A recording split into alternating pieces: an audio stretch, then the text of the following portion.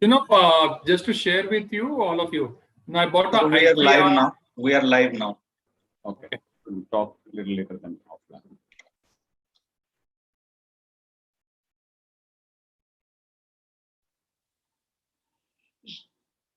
So when Bhamure is delivering lecture, the viewers can see him only, or they'll see all of us, Ashish, just for my... All panelists are visible. Okay. So you can actually switch off your camera so you like go into hiding. Okay, got it.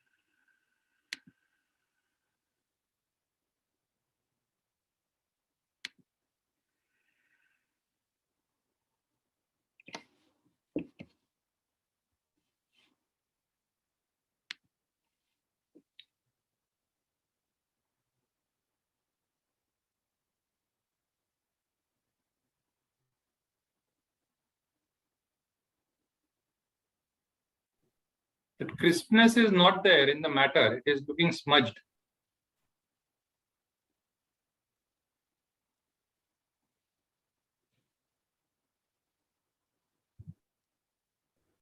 इसको screen में कर ले बेटा. It's not looking clean. Yeah, I think it has to be better focused, I think it's like.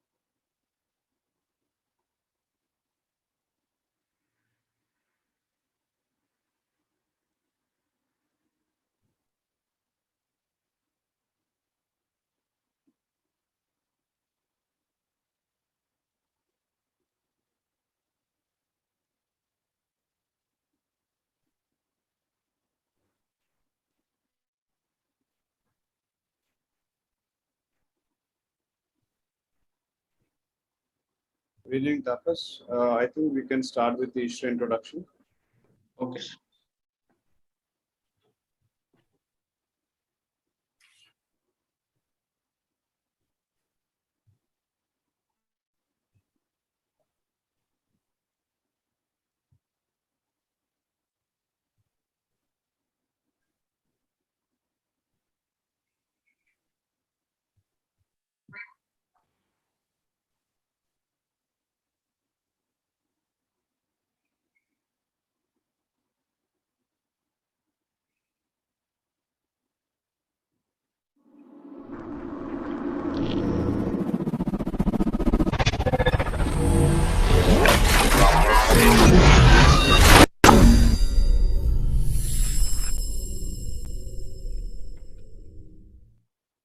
We, the Indian Society of Heating, Refrigerating and Air Conditioning Engineers, ISHRAE, stand tall in the Indian industry with over 10,000 professionals as members and almost an equal number of student members.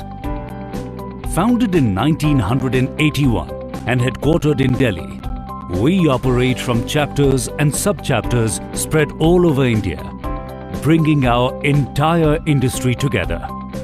Individuals become members of our society according to their professional and academic standings. Our roadmap of the future looks very bright, with thousands of new members joining this technical society every year and bringing in a fresh outlook to our industry intelligence.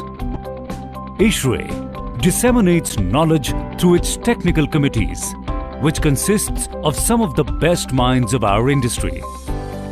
It publishes technical books, newsletters, and a prestigious journal, distributing the wealth of knowledge to all its members.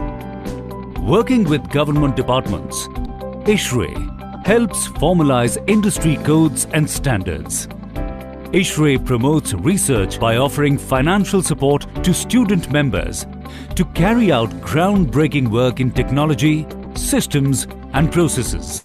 Our educational wing, ISHRAE Institute of Excellence, organizes training programs and workshops to help members enhance their skill sets. Our specially designed certification programs under ICP, that is, ISHRAE Certified Professional, empower professionals to always be in step with the prevailing technology. Specially designed courses for technicians are offered to meet the ever-increasing demand for a skilled workforce. ISHRAE organizes exhibitions, conferences, panel discussions, and product presentations throughout the country. We organize the industry's largest international exposition in South Asia, ACRECONF India, to showcase the cutting-edge technology, innovation, and provide a platform for closer interactions amongst the decision makers in the industry. The ACRECONF exhibition is now growing from HVAC and R show into BFA, Build Fair Alliance. This brings together several allied shows connected with the building services industry all at one location.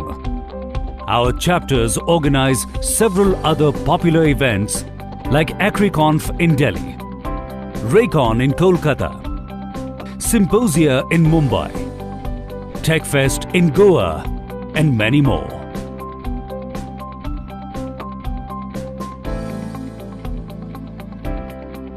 We are committed to provide training and career guidance to our student members through seminars, lectures, quiz contests and site visits. AQuest, a prestigious quiz competition organized by ISHRAE to catalyze the transformation of the budding engineering professionals. ISHRAE provides a platform to potential employers to select student members for careers in HVAC and R industry at the ISHRAE Job Junction. Young minds are made aware of the need for saving power, clean air and sustainability. The K-12 initiative of ISHRAE focuses attention on school students' development to inculcate a scientific fervor and help develop them into responsible citizens. speedy information is imperative to keep moving forward in this hyper-connected digital age. Searcher. A specifically designed search engine is now available, which allows access to a well-catalogued database on HVAC and building services industry with just a few clicks. ISHRAE cooperates with various national and international bodies, industry, governments, academia, think tanks to promote the concept of sustainability, environmental protection, and energy efficiency and conservation to enter and explore the universe of the Indian HVAC industry. Log on to ISHRAE.in that unfolds a panorama of information. Let us engineer a sustainable future together through ISHRAE.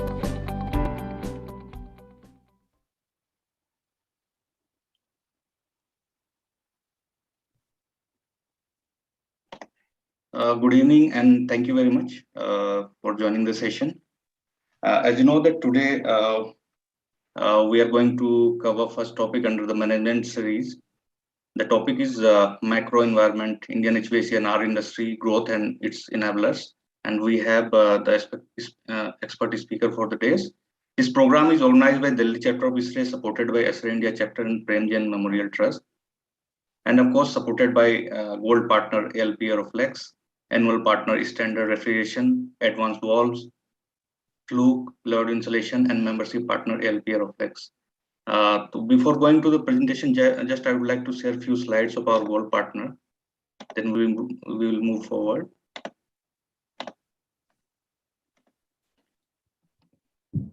ALP Aeroflex is the gold partner for DCI for the society here. They are into the insulation solution.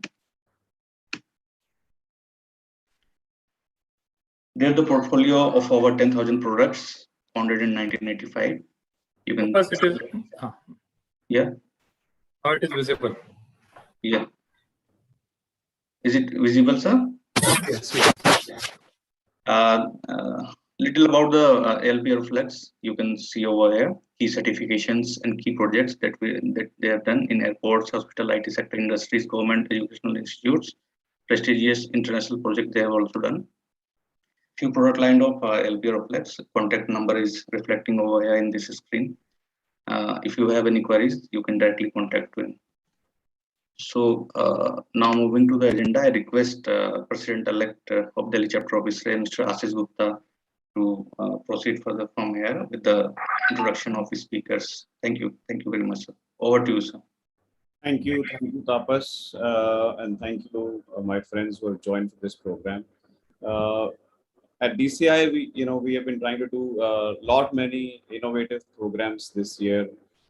We are trying to, test what new we can do for all our members. In that series, we've actually brought a lot of international speakers.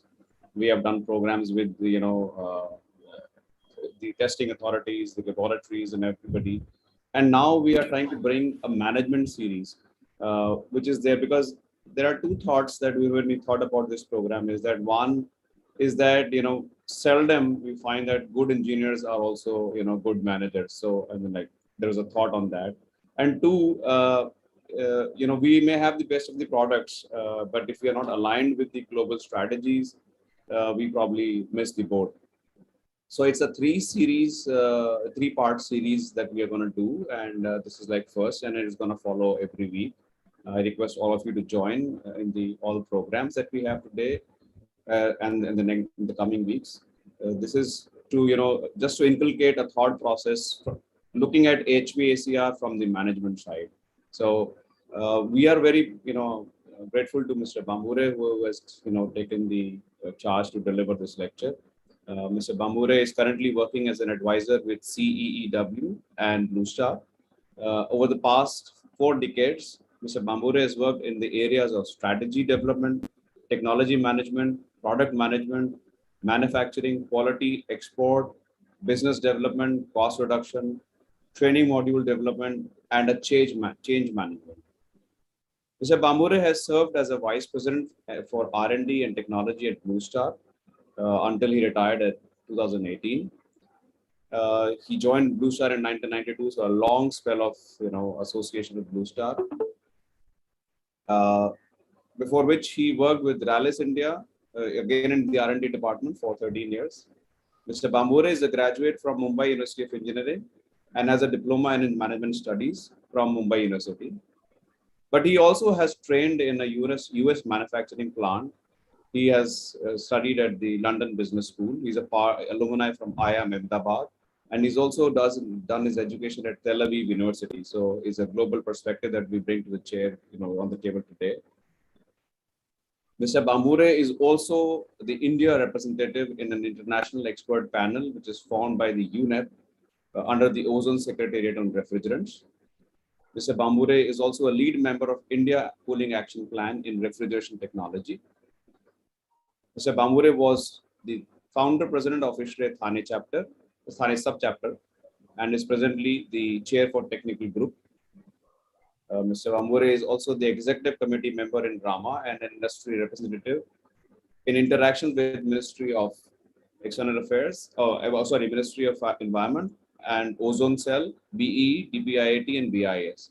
So Mr. Bambure is, brings to our platform a very wide experience dealing with a lot of government, international agencies and the experience which comes from the R&D side, working on the cooling action plan, the refrigerant technology.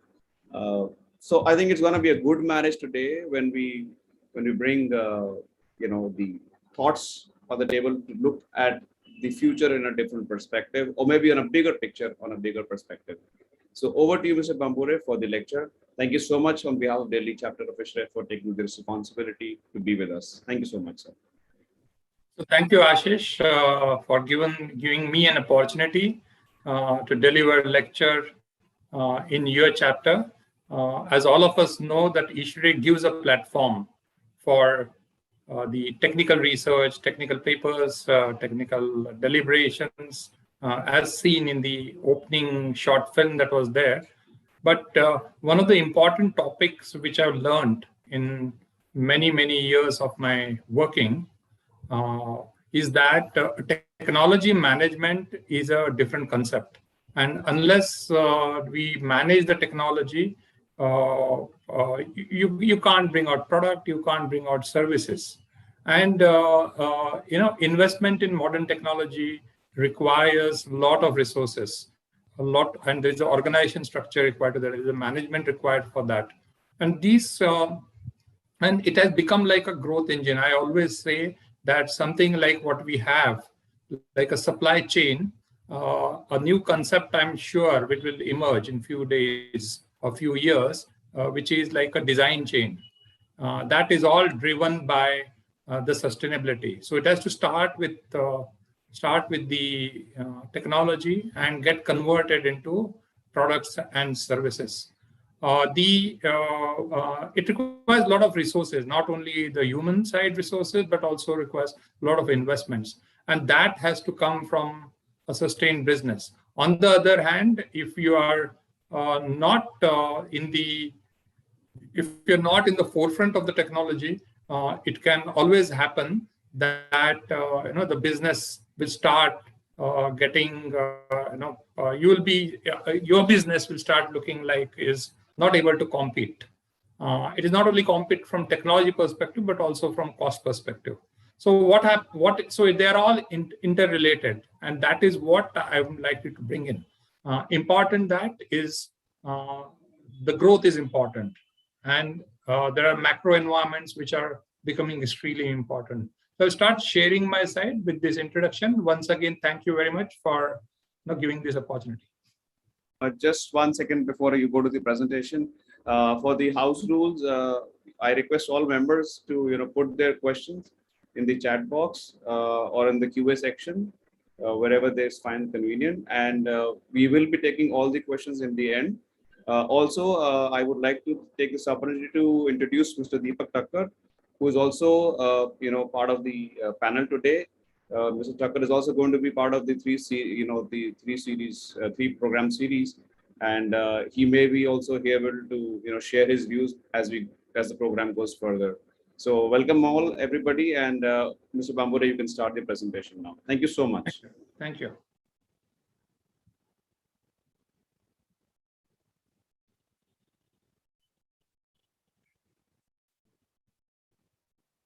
Is my screen visible? Hello? Yes, Yes, sir. sir. You're very clear, sir. Very nice. Okay. Thank you. So this is the topic. It is session 1 of 3, which is microenvironment, Indian HVAC industry growth and its enablers. Followed by that, we'll have session 2, and followed by the third session will be delivered by my good friend and a long associate as an working together for a long time, though we were working in different industries, Mr. Deepak Thakkar. So as usual, this is the disclaimer which is there on the views that are there, and I will start moving on to the presentation. So look at macro environment. So we know that the macro environment is sustainability, which is being addressed all across the world. What is happening globally, and then what is happening in India. These all three together, are interrelated. We are now an open economy. We are committed to sustainability, and that's what we'll see in this section. So what are the macro drivers? I'm specifically now speaking on behalf of related to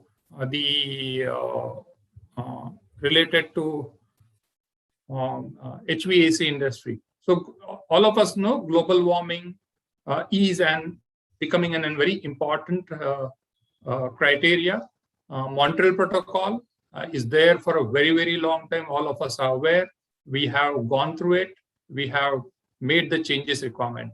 The recent thing that came up in 2016 is Kigali Agreement. The specialty of Kigali Agreement, as it is an extension of Montreal Protocol, that it is addressing both ozone depletion as well as and refrigerants phase down, as well as related energy efficiency, because global warming is related both to the direct emissions from refrigerants as well as indirect emissions over a period over the life of the product in terms of energy, because around 65% of the energy is still generated from fossil fuels. Then we have got COP25, which is the Paris, where India has made some commitments on a voluntary basis.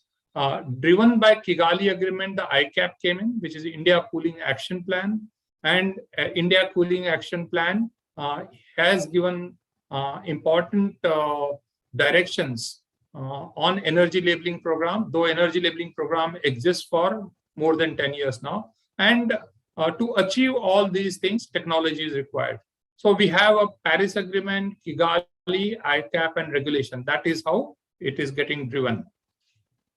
Now, when we come to India as a manufacturing hub,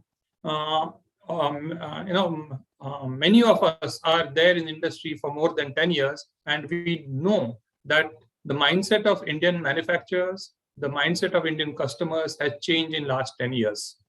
Growth in India is the second highest in the world, and India is the 6th largest economy, with aspirations of moving into the 5th largest and 4th largest economy in the world. And world is looking up now with the recent last 1.5 to 2 years with the geopolitical situations. World is looking for China plus one policy now. About 15 years ago, 20 years ago, the slogan was go to China. Now it is China plus one. And India is a preferred destination. We need to take advantage of it. Now, perception of India, which was only related to IT, is now changing to IT services plus manufacturing. And with manufacturing, there is R&D also. Many Western countries or Western manufacturers have set up their R&D centers in India. It is an extension of IT that the talent is available, young talent is available. And of course, we know in last 1.5 years, this Atmanirbhar Bharat program has been launched. As a part of Atmanirbhar Bharat, PLI, that is Production Linked Incentive Scheme, has been rolled out. Large manufacturers and MSME will continue to play a big role. It is not only large manufacturer. I'm again repeating, MSMEs will play a big role in the HVAC industry. Continued, what is the situation in India? The approximate, in value terms, 24,000 crores, I'm talking of non-COVID conditions, is the total industry, out of which 18,000 crores is room air conditioners, with a penetration about 6 to 8%. Growth rate of room air conditioner as well as many of the other HVAC products is around 11% year over year. Though it is not so in chillers is less, but VRF, room ACs and refrigeration is 11%, and it is predicted that it will continue for next 10 to 15 years. The room AC volume is expected to reach 350 lakhs. Today it is approximately 70 lakhs as a sale, and by 2030, and this will include about 50 to 70 lakh of exports. Industry is expected to grow by 5 times in 10 years. We should also know here from the central plant central plant's requirements that 50% of the commercial buildings are yet to be built, which will require air conditioning. So that is expected to grow. Commercial buildings will include not only offices, but also the hotels, the shopping complexes, and many other things. Present in a room air conditioner or in any typical product that is being manufactured in India, approximately 70% comes as an imports. And that is because the key components like compressors, copper tubes, refrigerant controls are still imported. In case of room air conditioners, 30% is imported in finished good forms till some regulations and some barriers were put in, which has now brought it down, is expected to be brought down to 10%. Government has taken many initiatives for Make in India, encouraging manufacture with focus on components. As we saw earlier, the 70% of the component or the value is getting imported, which is expected to be brought down to 25 to 30% in next 5 years, for which production linked incentive scheme is made operational. Quality control order is effective from 1st January 2022, which means that the identified components, which includes compressors, electronic controls, and finished goods, need to have a BIS mark, and which is considered to be as a non-tariff barrier. Apart from that, there is to encourage manufacturing in India, the import duty on the critical components will be increased in steps for over next 5 years. Apart, export boost will be given. Now, India Cooling Action Plan has also laid down the plan for 10 years and is backed by regulations. What has happened in last 1.5 years? COVID-19 pandemic is here, and air conditioner will play a large role in mitigation of the transmission. What was by and large a neglected area will become a focus area in the future, specifically in case of the commercial air conditioning and central plants. The areas that will require attention is airflow management, ventilation and fresh air, and active and passive filtrations. ISHRAE has done a lot of work on this. I was honored to be part of the team which published the guidebook, and ISHRAE has been working on all these 3 areas. Though airflow management is becoming a new, and we need to focus on it.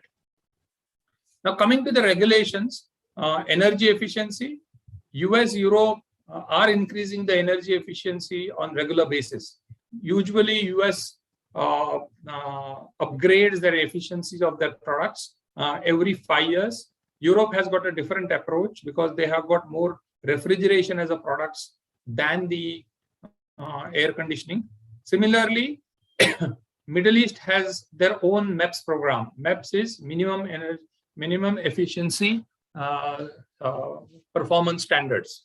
So you'll be surprised, but be it Saudi Arabia, UAE, Qatar, Kuwait, all have got their MEPS programs, and they're becoming year by year or every 2 years, they become very, very stringent. India adopted energy labeling program for last 10 years in room AC. Now, from 1st January 2022, labeling program, mandatory labeling program for chillers, deep freezers is being finalized and will be rolled out. BE is also working under the development of energy labeling program for ducted systems and VRFs and air coolers. I do want to mention here as an air cooler, it is an important product line to give comfort to all under India Cooling Action Plan. To achieve all this, supporting the standards is in place. BIS is playing a big role, and all of us know that ISHRAE has got its standard committee, which is also working on it. Continued regulation. So energy efficiency is one part. Refrigerants and HFC phase down is becoming an important. Kigali Agreement is the reference document which has been considered, which is there. However, even before Kigali Agreement came in, Europe had made an aggressive plan, which they call it as F-gas regulation. And these are becoming stringent, and manufacturers have to adopt those new refrigerants which have got low GWP. US is following the Kigali Agreement protocol. India and now, be it Europe, be it US, they are called as non-Article 5 countries, which are industrially developed, while other countries are called Article 5 countries under Montreal Protocol. And India and Middle East fall under Article 5 countries, Group 2. Before Kigali Agreement, there was no Group 1 and Group 2 for Article 5 countries, which is developing nations and the countries which are looking at the development as per their the per capita consumption. Now, what happens in a Group 2? The Group 2 for phase down of HFCs. HFCs are the refrigerants. Basically, it is 134A, 410A, and 404A, which is used for in refrigeration. So, as per the Kigali Agreement, the freeze will come in between as an average of 2024 to 26 consumption, and the phase down will start from the year 2032. Now, we should understand here it is not phase out but phase down. That means the consumption will be reduced by 85%. It is not made zero like it was done in HCFCs and HFCs. The final aim is to phase down to 15% by 2047. We should understand that refrigerant transitions have become so rapid, and India took a stand that India will use those refrigerants which are matured, technically viable, economically feasible, and we would like to wait and watch that we don't get into a treadmill of the refrigerant changes. The final aim will be to achieve an adopting refrigerants with GWP less than 150. For reference, R410A is 2000, 134A is 1400, and 404 is 4000. So you can understand the reduction that is going to happen.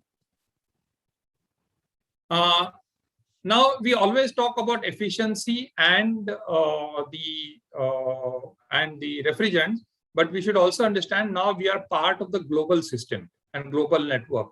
So safety will become extremely important, and safety has become an paramount importance, and each of the country will have their own standard. If they don't have the standard, they will follow either ISO or IEC standards, while US follows the UL standards.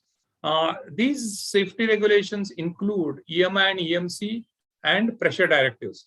EMI, EMC is becoming important for HVAC industry because a lot of electronics is coming in, lot of inverter-based systems is coming in, and pressure directives because we are definitely using pressure vessels, and be it on the the condenser side and specifically in the large chillers. Apart from that, CE and UL become important as in certification program. One more neglected area, though it is already in place in India also, but mostly for the appliances, is the use of hazardous substances. There are 6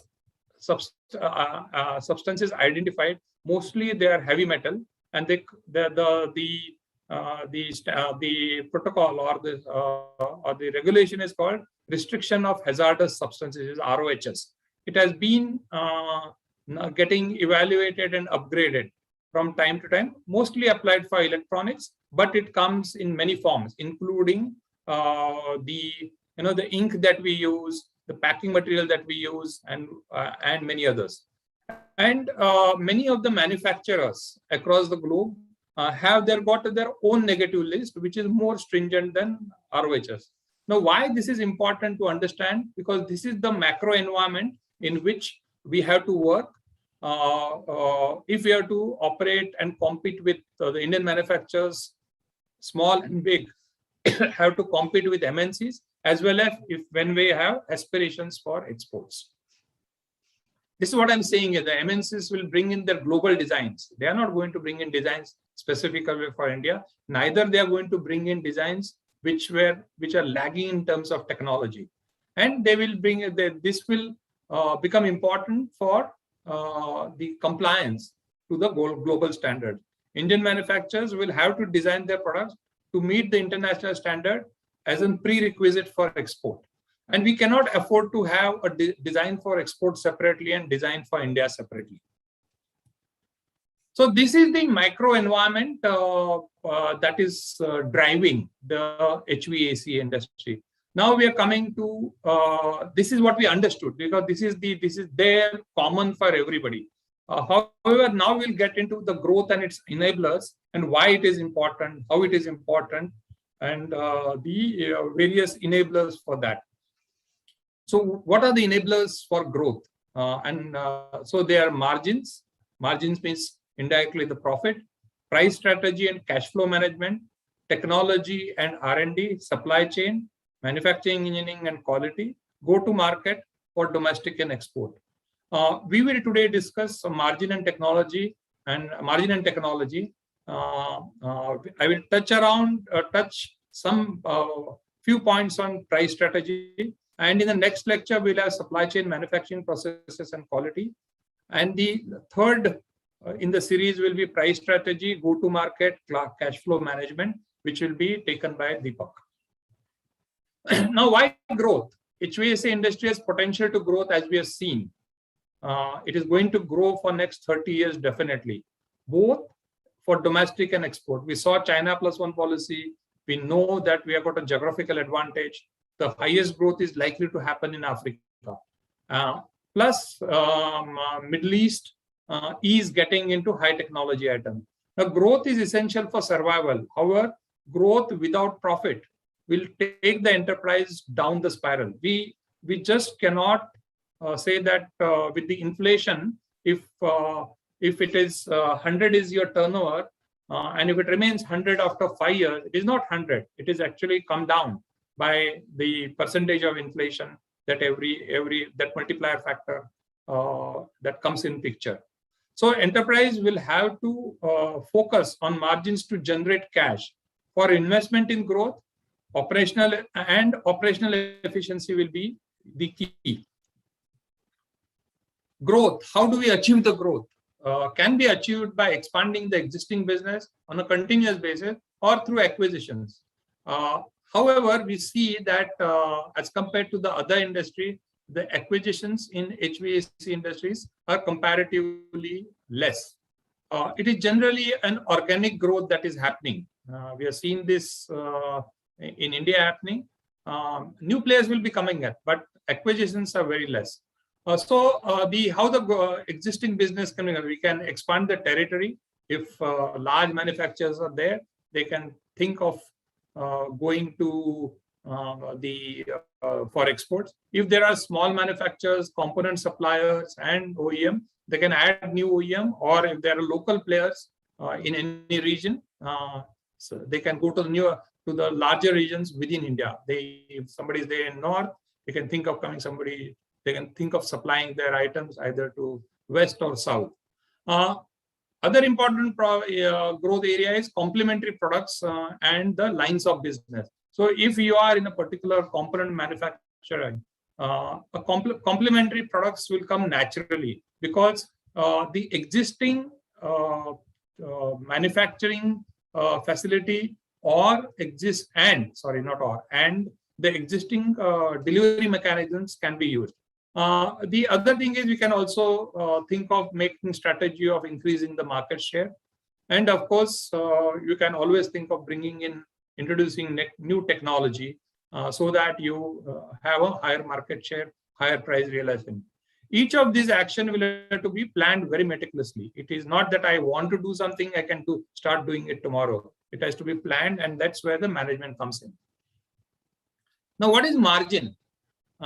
Margin is something like how do we increase the margin, and how do we improve the margin? So there are two aspects of it. It's just,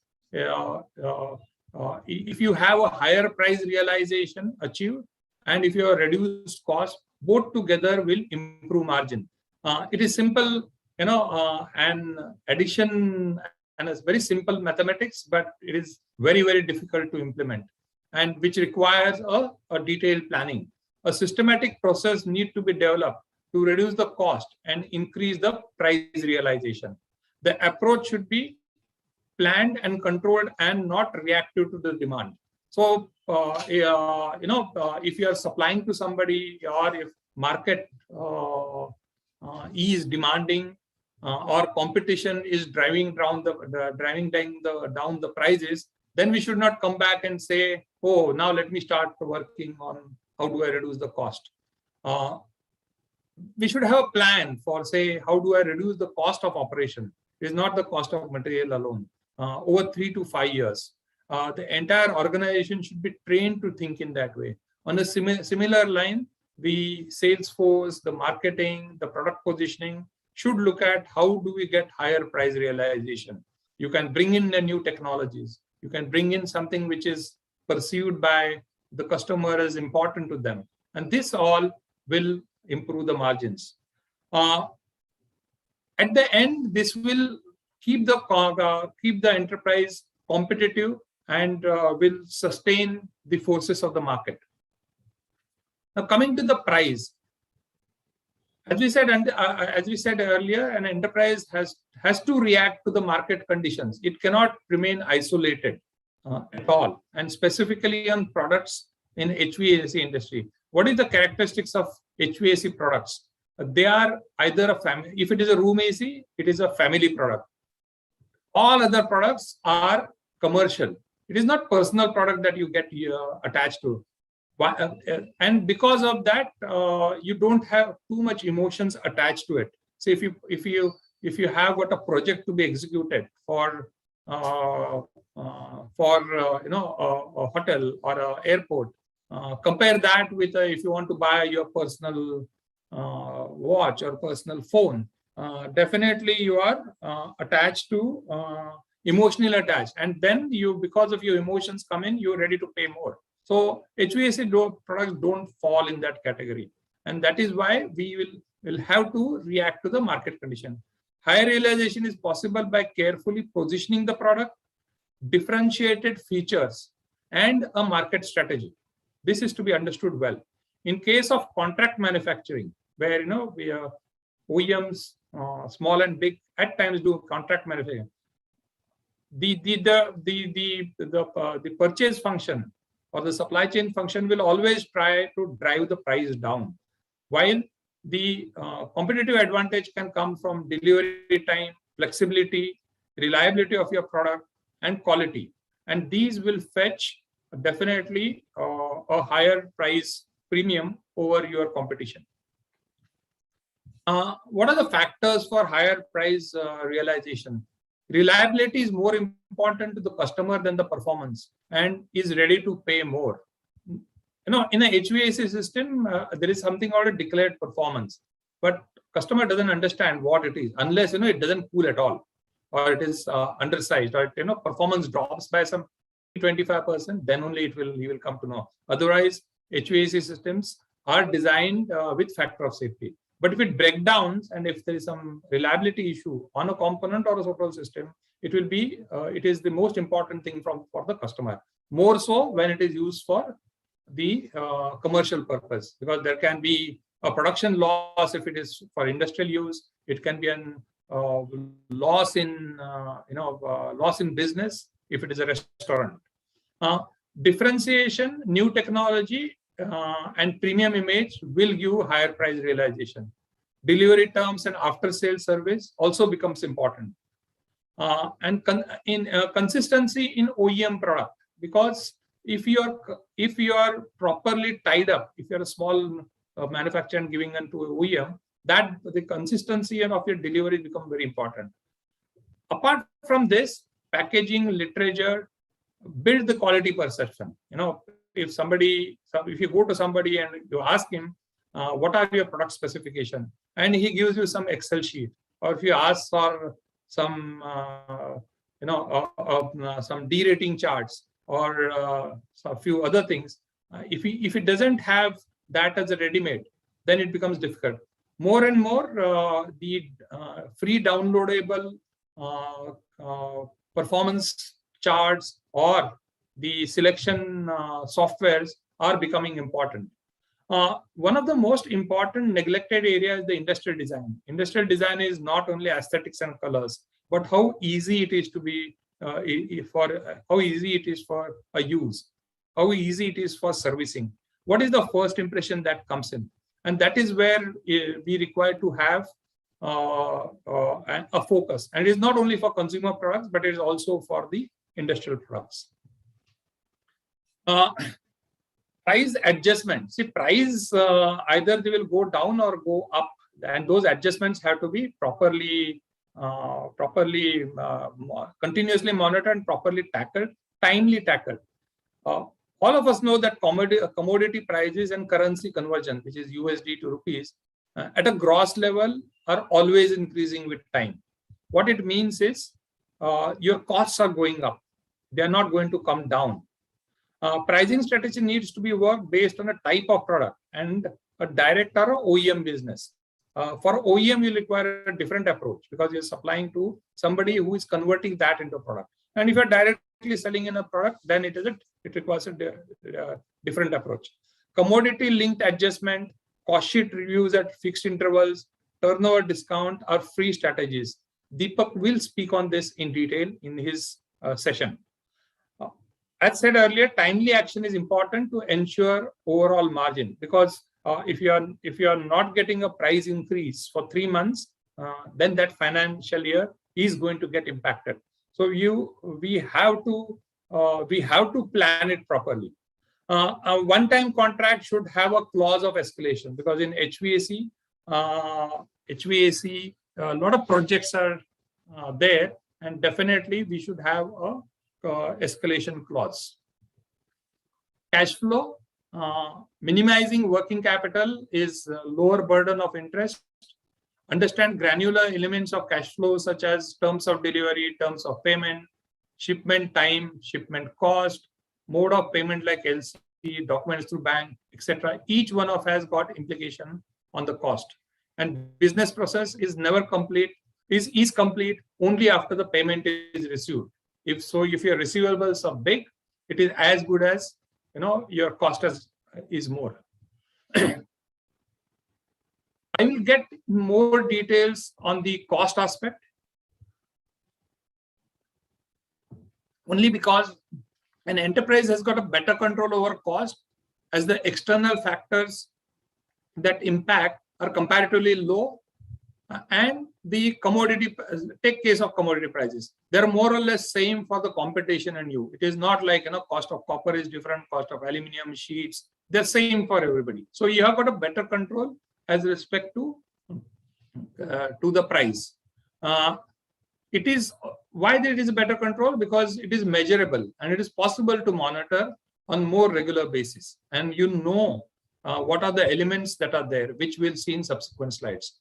Continuous improvement culture has to build to improve the cost, and entrepreneurs have advantage of taking quick decisions. So if as compared to the larger organizations, if it is a it is a private limited or a family owned business, the advantage is that quick decisions can be taken. Now, how do we start with? So most important is identify and capture cost elements. Now, usually a material cost is captured well, because whenever you want to work out a sale price, you need to capture the cost.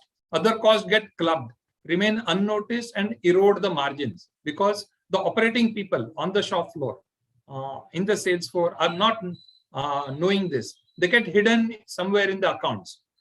Usually in-house costs are not captured, and there is a resistance from the staff. So if you go and tell that, no, we should reduce the consumables, we should reduce this, we should reduce that, the production staff says, the thought process is that my job is to produce. I am not, how am I concerned with the what is happening with the cost? That is where we say we have to build the culture.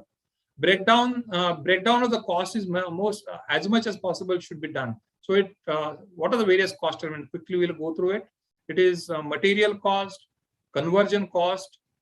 Conversion cost is cost of production. A rejection that happens, scrap that happens, cost of poor quality, both within the factory and outside, fuel and power, consumables, shipment, inventory, interest, and wages.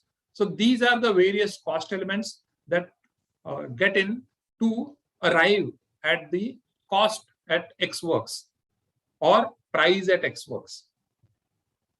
Now, how do we do this? A systematic plan should be made, and we should identify the cost owners within your organization. Say, for example, in a material, for a material cost, design becomes the primary cost owner, because if he has designed the products which is costly and not cost optimized, not much thing can be done. The secondary cost owner becomes a purchase, because he has to get it at a competitive price. In a similar way, fuel and power, production should be made in charge. Cost of poor quality, production should be made in charge, and the secondary will be quality and purchase.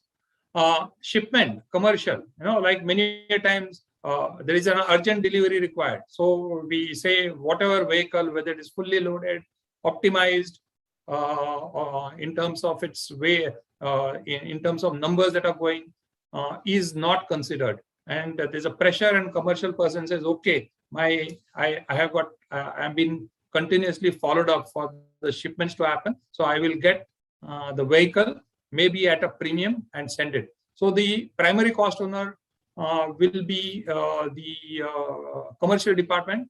Of course, secondary cost owner will be sale. Similarly, inventory. The primary cost owner will be production, because he should plan his production and schedule it. What we call as production planning and control should be a good function. At the same time, the sales should be responsible for whatever forecast they are giving, and the purchase or the supply chain who ensure that the material doesn't come, it comes what is really required. So these are the few of the things. The cost should be owned by the identified employees. Meeting margin target is as important as production target. That should be emphasized on all the cost owners. Usually in a manufacturing setup, only the targets of production are considered important. As we said, engineering controls 80 to 85% of the material cost, as specifications of raw material, purchase part specifications and drawings are defined by them. Purchase department has to work within the limits of design, and the scope is limited to competitive buying, inward shipments, terms of payment, and warranty. Both purchase department and engineering department should continuously work on value engineering projects to reduce the material cost. Now, value engineering should be a continuous activity. there are many, the Japanese are very good at that. They involve multiple layers, right from the workmen, which they call as kaizens, to a strategic introduction of a new products, adopting new technologies, which gives the lower cost of design. We should not compromise in the process of value engineering on the specifications of the product, on the reliability of the product. Usually, the thickness reduction becomes a very straight thing. If you are using 1.1 millimeter thick GI sheet, go to 0.9, go to 0.8, but it will have impact. Similarly, purchase department tries to get in material and components which may not be meeting the original specification. And once the value engineering projects get driven and get monitored, there is a tendency of somehow achieve it. It is something like a production, somehow meet the targets. But we should remember that any compromise made either in the specifications and the reliability, the repercussions will come after 6 months to 1 year when the products go to market, and the cost of that, bringing it back to normalcy is very high. Now, wastage and scrap. Now, waste of time, material, and resources is an important cost and hardly gets captured, and it gets embedded in the operational cost. Nobody knows what it is. Okay, rework needs to be analyzed specifically in made-to-order jobs, specifically also at the project sites, because any rework is an extremely high cost.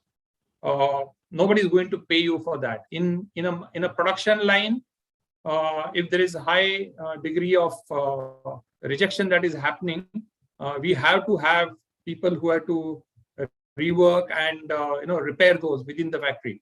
At times, they have to be sold as seconds also. Usually, consumables, packing material, hardware, stickers, and labels are not seen at all. They are seen like, okay, it is some 1 rupee, 2 rupee, 5 rupee, 10 rupee. And, I have seen in manufacturing setups, when they clean the floors, the number of screws that were getting into the, or were getting swept away very, very large. One of the important thing in a mass production system is unwanted material movement. We don't understand that. We feel that, okay, so material is made here and it can move there. We'll see in the next lecture how the layout is important in manufacturing engineering. But unwanted material movement means delay in time as well as an additional manpower required. Now, scrap. It is important to take stock and monitor scrap, which is generally left to the junior most person in the store. We don't know what is the scrap generated.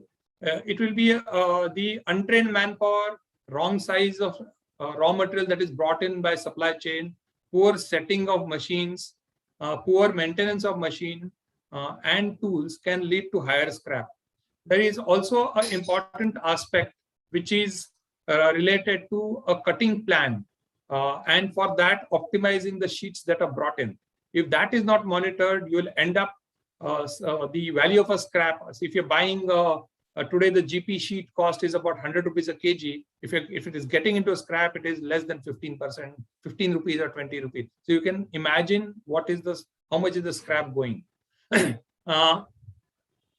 Scrap also gets converted with inadequate or no stage inspection. That means that whether the first part in a mass production system is checked or not correctly. The recovery of scrap and monitoring terms and fractions is a fraction of monitoring terms is a fraction of the original cost, which we discussed. In a competitive environment, the cost of wastage and scrap cannot be absorbed. Cost of poor quality, the quality issues come at incoming, during production, and in the field. The cost of poor quality increases geometrically from incoming to the field rejection. You can imagine what happens when a repair is to be made in the field. The cost breakdown, the cost can beg the company in case of exports. You can imagine if there's a rejection of a consignment, or somebody tells you that we will repair at the labor cost in Europe, you can imagine how much can be a loss. It can bankrupt a company. Field rejection impact reputation as well, apart from the cost that is there. So it can directly impact the sales. Production must be made accountable for manufacturing field quality and purchase for the supply quality. That should be very, very clearly made.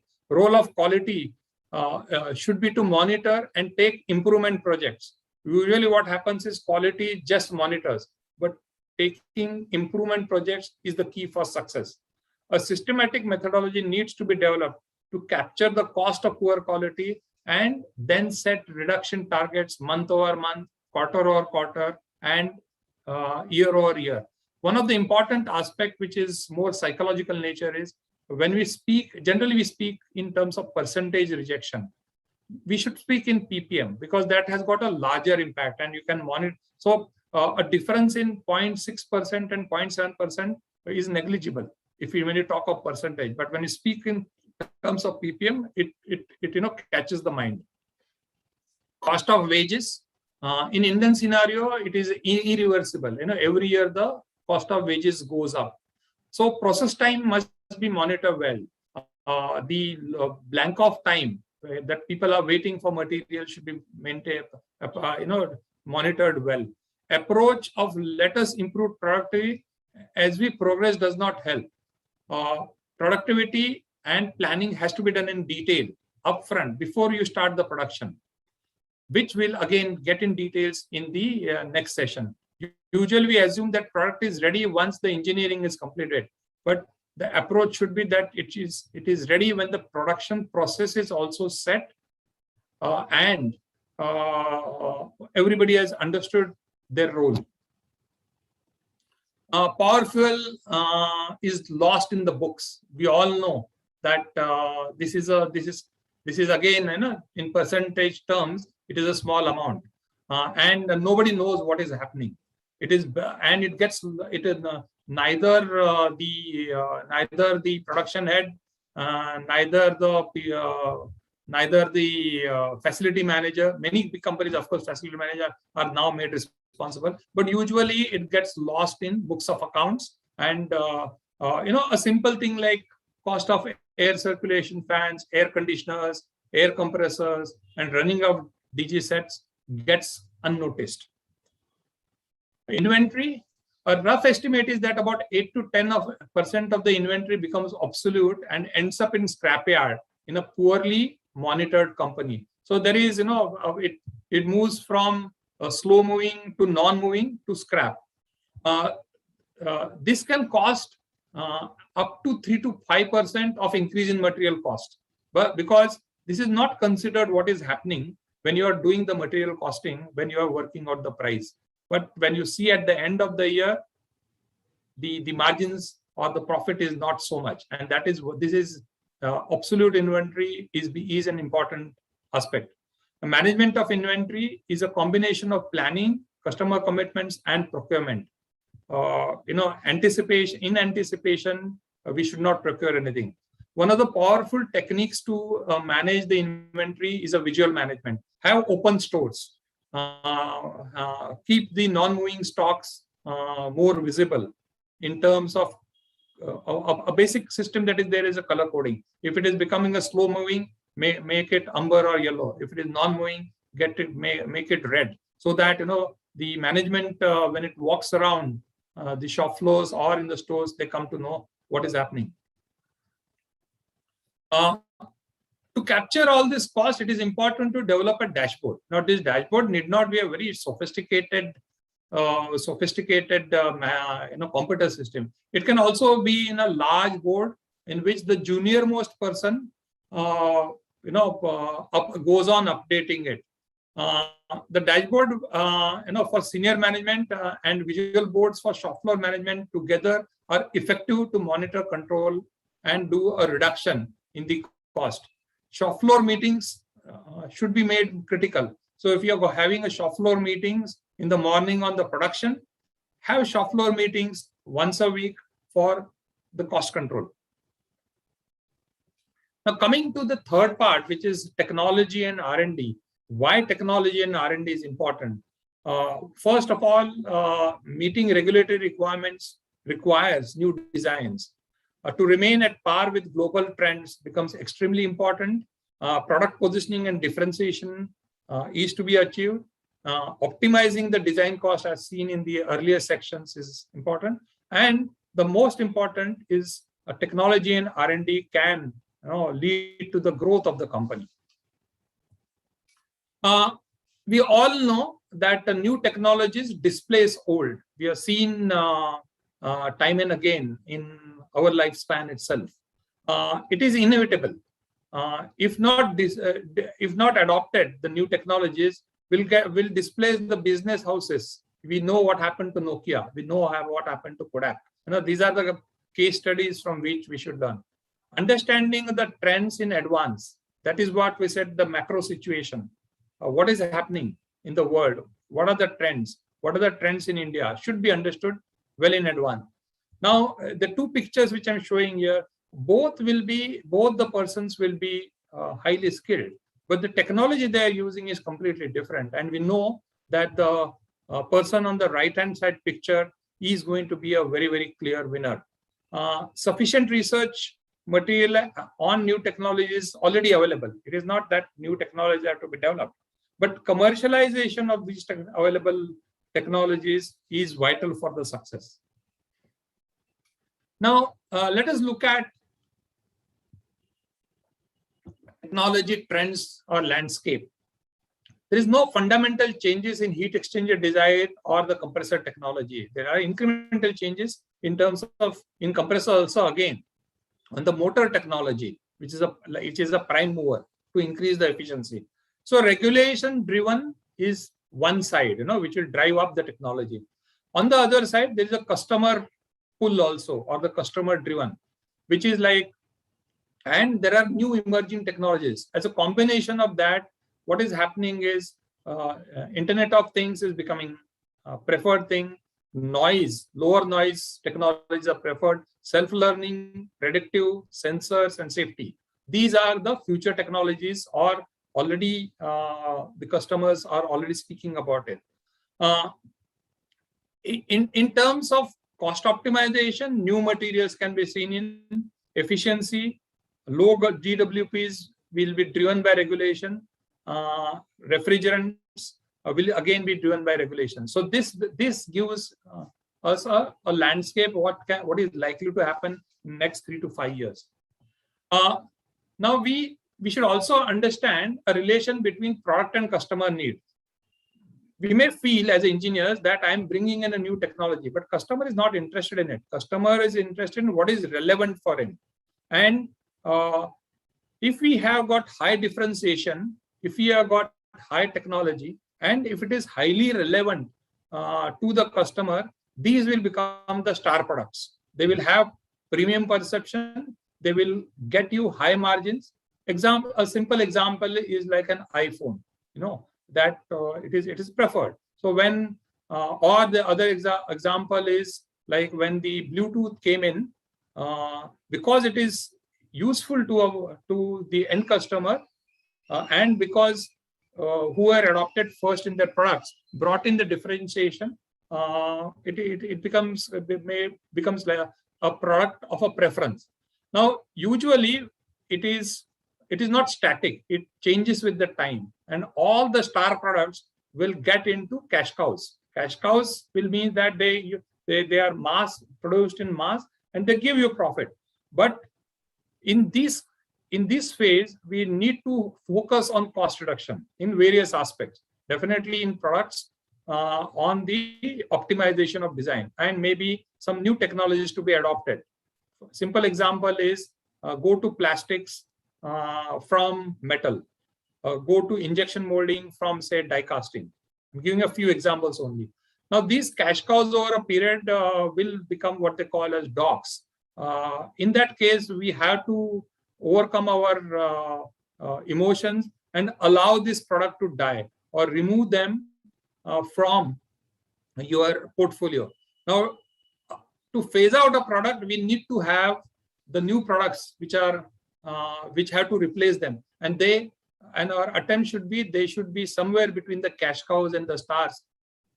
The objective should be reach the stars, but depending upon the ability, they should come there. Otherwise, if you don't have these premium products, then it will start impacting your business and market share. Now, why R&D is important? We saw that earlier. Regulation and environment are getting stringent. Technology is changing fast. Product life cycle is reducing. There is a need to realign the business and products every 3 to 5 years. If you don't do that, you will get into a downward slope of obsolescence. Electronics and IoT are becoming integral part of products. HVAC is not now only mechanical engineering. It is in a big way in electronics integrated into it. Sale price is usually in a marketplace, sale price always goes down, cost always increase, and cost optimizing through redesign is critical, which is where R&D will play a big role. So in a modern manufacturing setup, R&D is a backbone. How do we do this? Managing these technologies, we have to look at both long-term and short-term. Long-term is driven by regulations, new technologies, import substitute initiatives, and such things. While in short-term, it is develop products, subsystems and components for customer, optimize the cost, improve quality and reliability, get certification. However, we should understand that long-term and short-term are not independent. They are overlapping, and short-term is usually driven from your long-term strategy. To achieve all these things, building an R&D organization becomes important, and that has to be built on the long-term strategy of an organization. Now, coming to the technology management, it is very complex. It is not a straight line. As engineers, we want answers in black and white. We want mathematical answers. But management of technology in an initial phase is very, very fuzzy. There are many ifs and buts. What will work, what will not work is not known. However, it is shown like a cone. So as you start moving from left to right in terms of time, you need to start eliminating few of the ideas, and then you come to the part which is arrow, which is like implementation phase. And then at that and that has to be very highly structured. You cannot come to a phase at the time of implementation and say, no, I thought this is what is required in the market, or I thought that I should try out some alternate design or alternate technology. It will delay, the cost will go up, and many times will be late in the market. The initial first, as we've seen, is therefore the most challenging, and it is important in that fuzzy phase we just don't leave it to the R&D department, but all the stakeholders are involved. What we are going to do, I'm coming to the end of my session now. What we'll address in session 2 of 3 is that manufacturing engineering, supply chain and quality, and session 3 of 3 will be looking as which will be taken by Deepak. So thank you very much for this opportunity, and I'm now open to the questions. I will stop sharing the slides.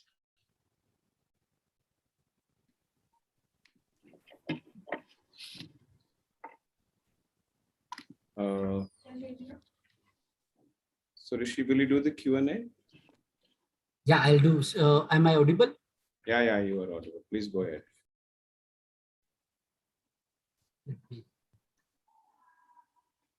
So I was trying to look at questions in the chat box. Somehow there are no questions here. Okay, no. So I think probably so there is one question, sir, and that goes to Mr. Bambure. It says somebody wants to know what is. Can you elaborate on MEPS? There was a slide where you said MEPS. So MEPS, what is called as a short form, is minimum energy performance standard. So if you take a star labeling program for India, it is 1 star to 5 star. 1 star will be MEPS. Above that will be the grades of it. So by regulation, if a country has adopted or defined or regulated MEPS, any product whose performance below that level is legally not allowed to be sold in the market. So it is, repeating again, minimum efficiency performance standard. But this applies to the Middle East countries, right?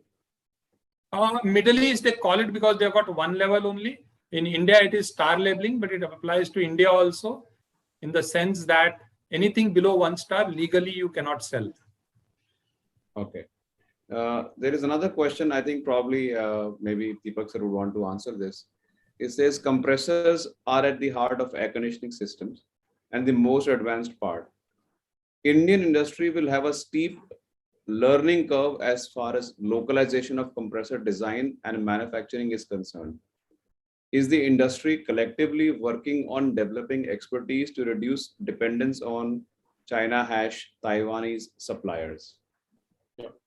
Bhambre, I'll take up this question. Yes, please. With your permission. Yeah. So I think there are two parts of this question. One is learning. And, so compressor is a very technology intensive product, one. And second is, to make at a manufacturing level, it's also very manufacturing intensive. I mean, unless you have a capacity of 1 million or 1.5 million, it doesn't become meaningful to set up a manufacturing capacity. And that's the background. But I'll tell you where India has grown on compressors. Now, a lot of you may know that in terms of technology, quite a few multinational companies who are in the compressor business have their technology center in India. They actually support global engineering worldwide. So it's pretty much up to speed on technology. Now, coming to manufacturing, now given the current demand of HVAC products, just to run down a list, you have a Emerson, which is a local factory, you have a Tecumseh, which is a local factory, there's a LG, there's a Godrej. And then if you go forward, there is a Heidi, which is making rotaries in India, there's a GMCC. And I know for sure there are a couple of more companies which are almost at the verge of setting up in India. Now, having said that, if these capacities will basically be demand driven.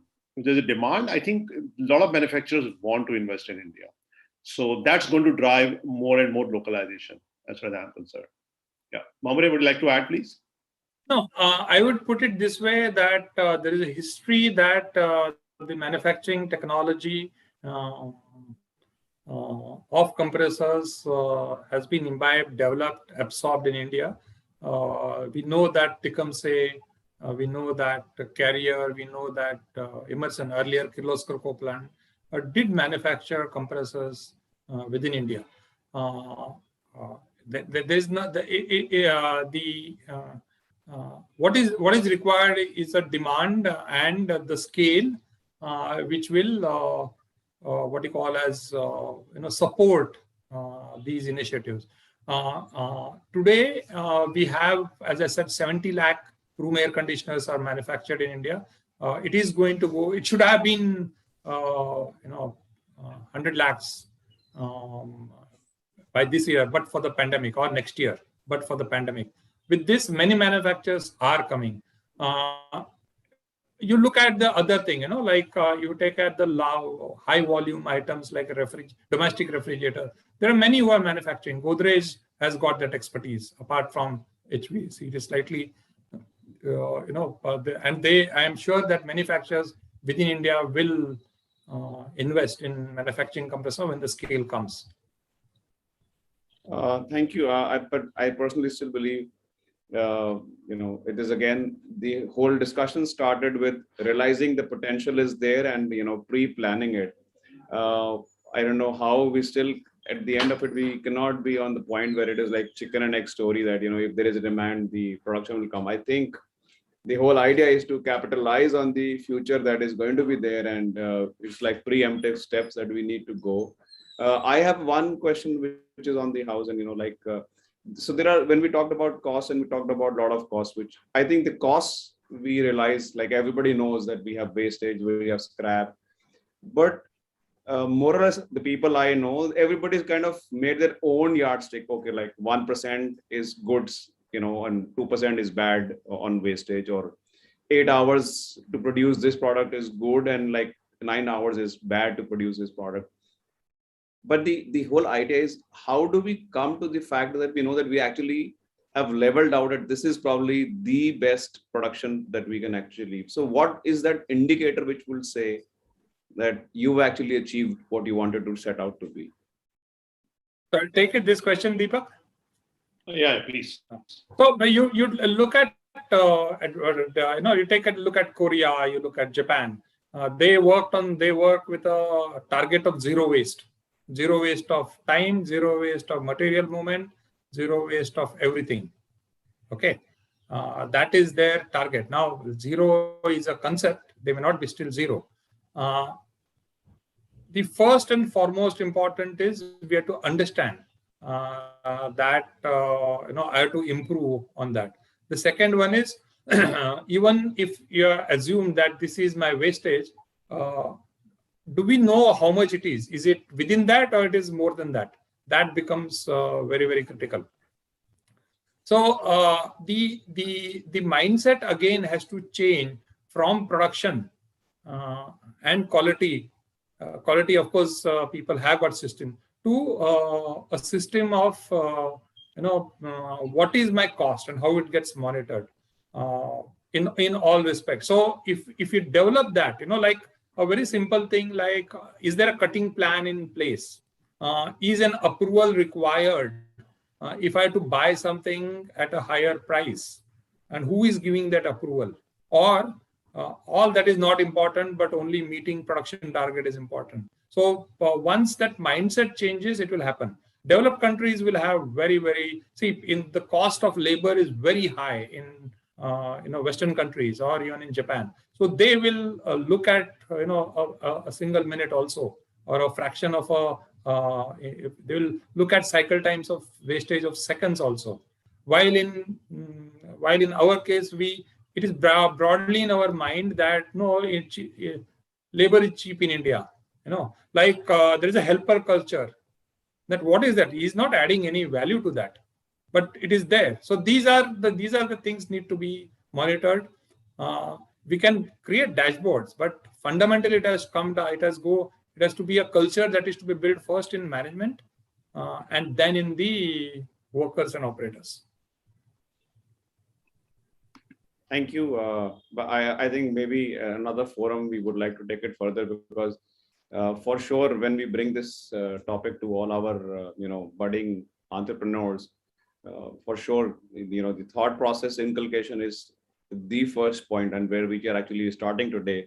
But at a future point of time, we need to actually go minutely into understanding, what actually constitutes waste. What probably one man's waste is, probably another factory's, non-waste or something. Because Europe and India parameters are going to be different. So maybe future we will have us, probably plan a session where we actually try to go into the mathematical part of it to understand what really actually means zero waste. Over to you, Rishi. I think thank you from my side. Thank you very much, Mr. Bhambure. It was really very knowledgeable, very informative session, very useful session. You were touching to basic fundamentals, like we are going ahead, we are going on incremental improvements, not radical improvements. Fundamentally, everything is same. So these are hard facts. So maybe we'll have new heat exchangers in coming days, coming years to come when new technology comes. But very insightful session. Look forward for your future sessions as well. So we thank you very much, Mr. Bhambure. We thank our gold partner, ALP Aeroflex. We thank our annual partners, Standard Refrigerations, Advanced Valves, Lloyd Insulations, and Fugue. We also thank our membership partner, Aircon Engineers.